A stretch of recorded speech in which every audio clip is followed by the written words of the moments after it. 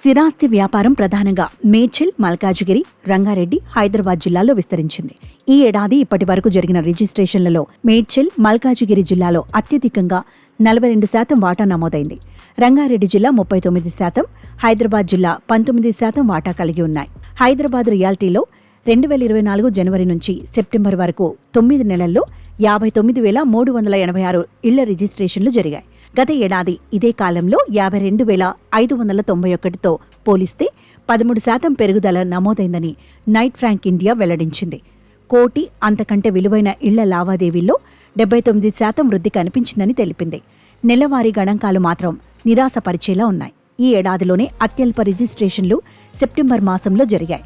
4,903 యూనిట్లకు పడిపోయాయి.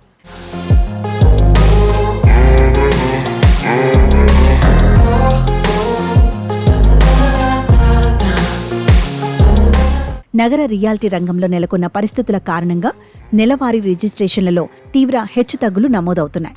జనవరిలో 5,444 యూనిట్లు కాగా అత్యధికంగా 2024 జూలైలో 8,781 ఇళ్లు రిజిస్టర్ అయ్యాయి.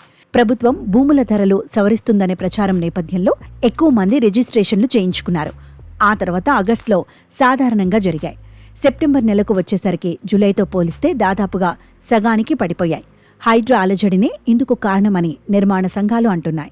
ఇళ్ల విలువ పరంగా చూస్తే 50 లక్షల ధర లోపు ఉన్న స్థిరాస్తుల రిజిస్ట్రేషన్లు జనవరి నుంచి సెప్టెంబర్ వరకు 2023లో 36,685 జరిగితే ఈసారి 35,538 మాత్రమే జరిగాయి. 3% తగ్గుదల కనిపించింది.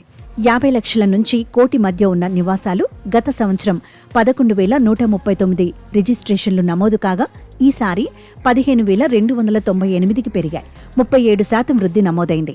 కోటి అంతకంటే ఎక్కువ ఖరీదైన నివాసాల రిజిస్ట్రేషన్లు 4,762 నుంచి 8,550 అంటే 79% పెరుగుదల కనిపించింది.